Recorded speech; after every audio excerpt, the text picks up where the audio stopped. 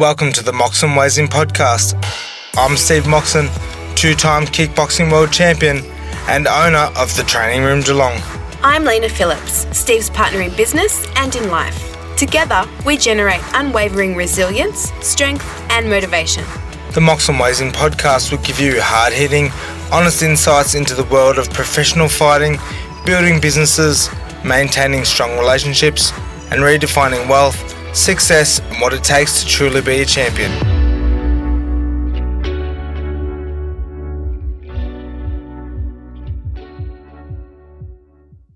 My 20s were spent begging myself to figure out who the hell I wanted to be. My search for validation, it was a whirlwind of incredible drive that saw me reach incredible highs before becoming a very dark time.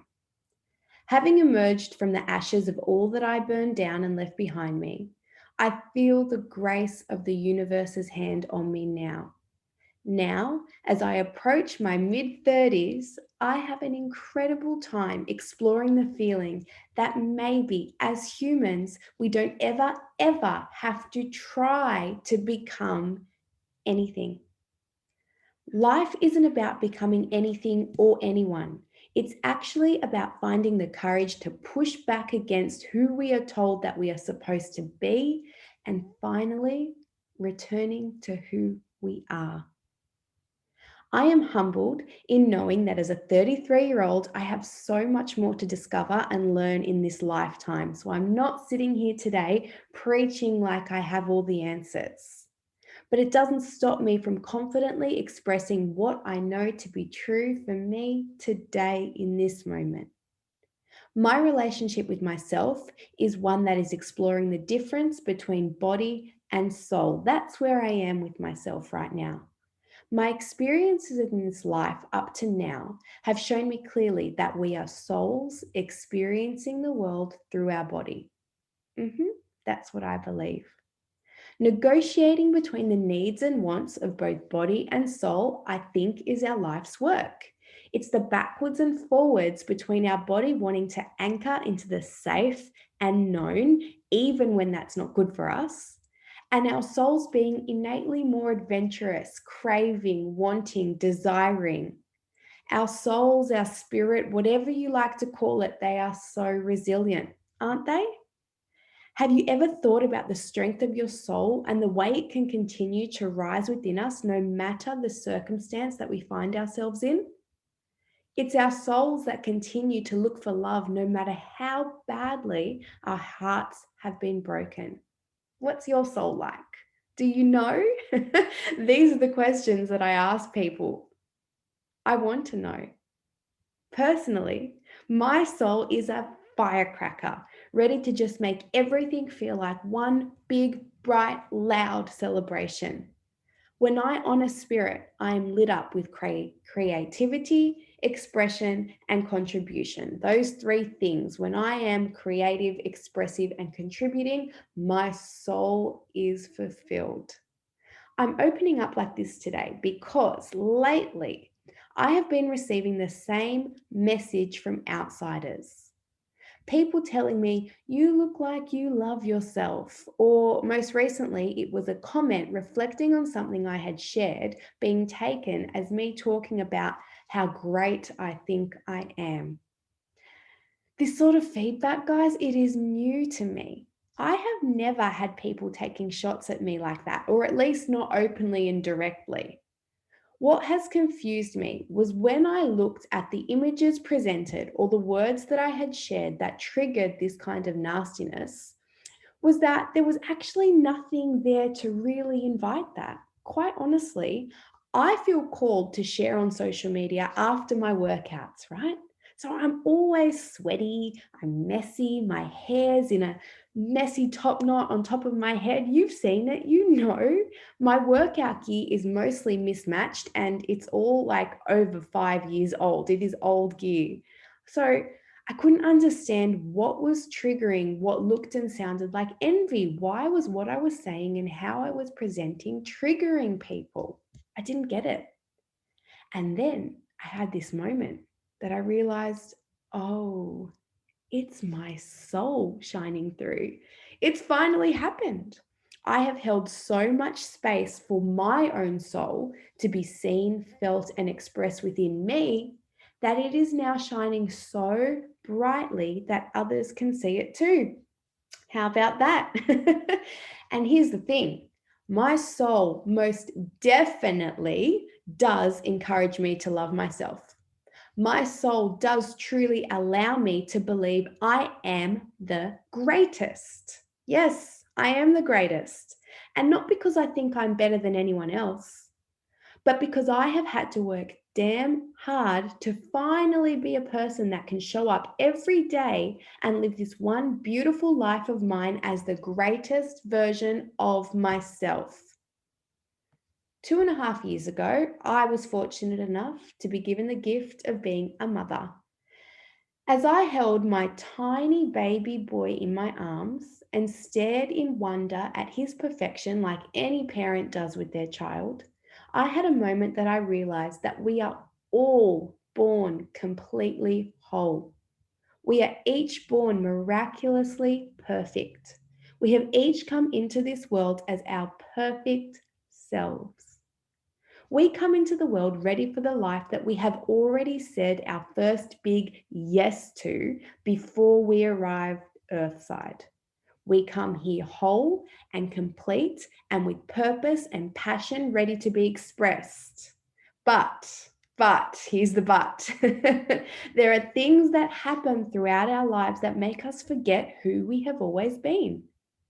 And then as adults, so many of us spend our days searching for something outside of ourselves that is going to make us feel like we finally know who we are. We do it in relationships, jobs, friendships, locations, cars, suburbs. We're searching and searching for something that is going to finally make us feel like we know who we are. The plot twist is that we don't need to be searching. All we need to understand is that if we are ever feeling lost, all we have to do is return ourselves to ourselves. Alison Bird has articulated this beautifully when she talks about the fact, and you're going to want to listen up to this because it is powerful.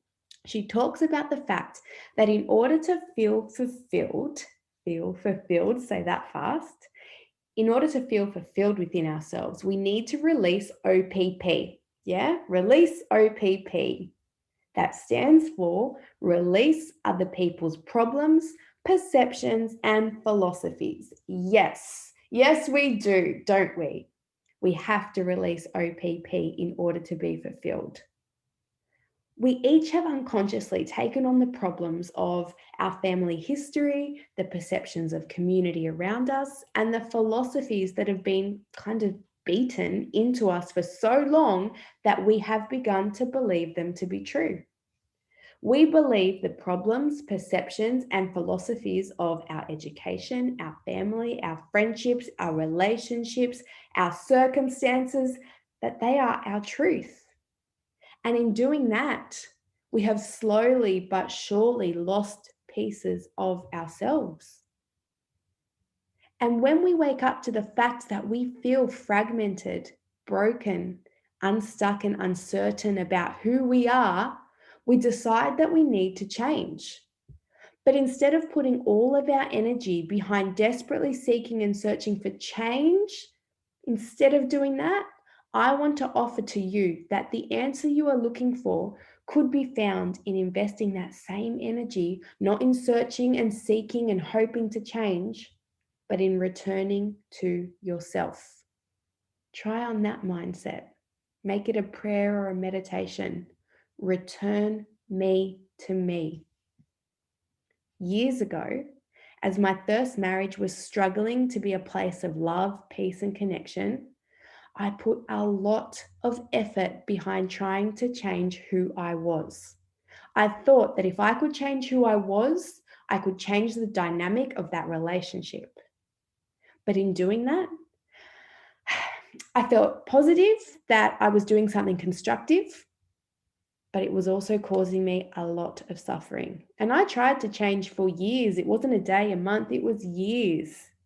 and it caused so much suffering because in constantly trying to change, we are constantly telling ourselves that there is something wrong with us, that there is something broken that needs to be fixed. And I was trying to change desperately, and it was definitely a losing battle, and it has definitely still left scars because I was trying to change into something or someone that just wasn't me. It was never going to work. The answers only came when I stopped trying to change to become someone else and instead gave myself permission to return me, to remember who I was, to return to the creative, spontaneous, overly affectionate, and easily excited person that I was. I decided it was time to return me to me. And when I did that, it was clear that that relationship, that marriage was not a relationship that held space for who I truly was. And so leaving all of a sudden became a simple decision. It wasn't easy. It certainly was heartbreaking, but the decision to leave became simple. The truth is, I didn't get back all the pieces of me at once. I've spent almost 30 years, 30 plus years now, giving pieces of myself away. And so I anticipate it may take longer than that to truly replace all of those pieces. But here is what I do know. In pursuit of becoming more of who I am, the single most important thing I could do for myself was to get around people who were equally committed and excited to be the full expression of themselves too. I had no more time and space for people who were just committed to suffering. I had given my full permission to crave, attract, and manifest abundance, prosperity, and freedom in all areas of my life. I have no problem in saying I crave greatness and contribution every day. And when I stopped to take inventory of the people around me, there was something very clear to me. The people, those around me that were truly happy, truly living a life of joy, love, deep connection, and grace, they were people that had allowed themselves to lean into their own greatness and offer their gifts to the world. People that openly express that they are living as the highest, fullest expression of themselves are the same people that are able to share what they know and offer their zone of genius to the world. And they make their lives feel meaningful. Success is a word that triggers people. To state that you want an extraordinary life, it rubs people up the wrong way. I think it's because words hold a lot of power, and the meaning that we give words will dictate our reactions and responses to them. I have come to understand the people that have trouble with hearing others describe their own success are the same people that have defined success to mean something egotistical. They have judged what it means to be successful based on their own often unattainable, undesirable definition of success. These are the same people that ask you, well, who do you think you are? Whenever you begin to shine brighter than they have ever considered would be possible for them within the limits of the success they allow for themselves. Before any of us can ever explore what success means to us, truly what it means to us, we are going to have to need to let go of our judgments of what it looks like and feels like to others. I can admit, and this is a bit of a funny example, but I think it's one that will make sense. I can admit that I have scoffed at the Kardashians and even expressed complete disgust at how they had chosen to exploit their resources. But I pull myself up on this behavior. Yeah, their life, their choice. Judgments are heavy. And ultimately, even if we feel they are justified, our judgments erode our souls. When we judge others, it is indicative of one thing. We are probably judging ourselves and denying our own success too. Dropping judgments creates space for our own freedom, and in that freedom comes our greatness. When we are busy judging others for who they are and what they say and how they feel about themselves, we are blocking our own ability to ever truly connect to who we are and what we have to say or how we feel about ourselves. I truly believe, hand on heart, that each of us has a zone of genius. I love the way that sounds. We wouldn't be here on this earth if we didn't. We are each equally valuable, necessary, and destined for greatness in this lifetime. And that greatness, it's going to look different on all of us. But while you are twisted in judgments, you will never, ever, ever, ever be able to tap into your own greatness. And what a shame. Your judgments will be keeping you away from what you truly desire. Why? Because I'm almost certain that you will never ever be able to reach and serve the people you were supposed to in the way that you could without the freedom to be the fullest expression of who you are. The biggest shifts, the greatest growth, it will be generated in your life when you allow yourself the abundance to simply be the light and shine with all your greatness without worrying about who is going to need sunglasses. Yeah? If someone isn't ready to receive your light, it's their responsibility to turn away. It is not up to you to shine less brightly to match the energy of those around you. Reflecting on my 20s and the decade that was, I can see that I suffered with a feeling of disconnection and walking around feeling unfulfilled because I was faking my own happiness for so long. I was tolerating more than I was manifesting. I was judging more than I was exploring. I was trying to change rather than returning to myself. When you talk down to yourself, degrade yourself, feed yourself rubbish from the fridge, from the media, from the mouths of your supposed friends, you are denying yourself a full existence. You are running on the meaningless highs of using social proof and mob mentality to validate your thoughts and to pump up your self-worth. I want to offer you the possibility that there is another way to exist. You can decide that you don't have to wait to be affirmed, appreciated, understood, or recognized by a single other person on this planet in order to feel loved. You can 100% give yourself permission to love yourself freely and without limit. Only you know everything that you have been through up until this very point in time. Only you know your story. You know your struggles. You know what you have overcome. Growth is very rarely a beautiful process. It's definitely not beautiful when you're going through it, but it is our struggles that motivate us to evolve, expand, and grow. And you might be listening to me thinking, okay, it's easy for you to love yourself now because you've already gone through your dark days. You're through it. I'm still here. I'm in the struggle. I am suffering. It's not so easy being me. I hear you. I do. But friend, you don't have to wait to bring anything to completion or achieve anything in particular to simply be able to put your hands on your heart and take a deep breath.